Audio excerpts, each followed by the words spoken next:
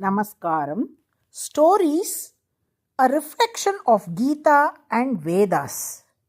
Motherland protects dharmic life. A young prince once rode deep into a forest so thick that even the sun struggled to pass through its tangled canopy. While hunting, he caught sight of what seemed to be a deer moving in a dim light. Taking carefully aim, he released his arrow. A piercing cry followed, not the cry of an animal, but of a human child. Horrified, he rushed forward and saw a Brahmin boy, a student of a forest ashram, clothed in a deerskin. Fear seized him more powerfully than remorse. Instead of lifting the wounded boy and seeking help, the prince fled to the capital. When he confessed everything to his father, the king did not console him with excuses. He said gravely, "The arrow may have been released in ignorance, but abandoning the injured was a conscious mistake.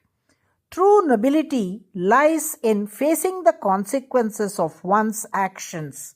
Without delay, the king and prince set out for the forest ashram, accompanied by ministers and commanders. As the royal party approached, they found not an atmosphere of anger, but one of serene discipline. The ashram stood amidst groves of ancient trees, the air fragrant with sacred smoke from the yajna fires. The chanting of Vedic hymns flowed gently like a stream. Students moved about in quiet purpose, some gathering firewood, others tending cows, and some reciting lessons under the shade of banyan trees. The principal sage, radiant with austerity and compassion, came forward to receive the king. There was no trace of suspicion or agitation on his face. With calm dignity, he offered the traditional hospitality due even to unexpected guests. Water was brought to wash their feet. Seats of kusha grass were respectfully arranged. The king and prince were invited to sit. Fruits and cool water were offered. The sage's voice was gentle as he inquired, "O king, what brings you and your retinue to this humble hermitage?" His composure itself was a lesson. Though dwelling far from the pomp of the courts, he embodied a sovereignty far greater, mastery over anger and fear. The king rose with folded hands and bowed deeply. "Holy One," he said, "we are unworthy of such honor. We have not come as guests, but as offenders. My son, in ignorance, shot one of your students, mistaking him for a deer. We are ready to accept whatever punishment you deem just." The sage listened without interruption. Then, with tranquil assurance, he replied, "O king, do not let your heart be burdened with guilt. None of our pupils has died. All are safe." The prince, trembling, insisted he had seen the boy fall. The sage gently asked, "If you saw him closely, can you recognize him again?" The prince replied affirmatively. When the students were assembled, the prince identified the very boy he thought he had killed, standing alive and unharmed. A profound silence followed. The sage then revealed the deeper truth.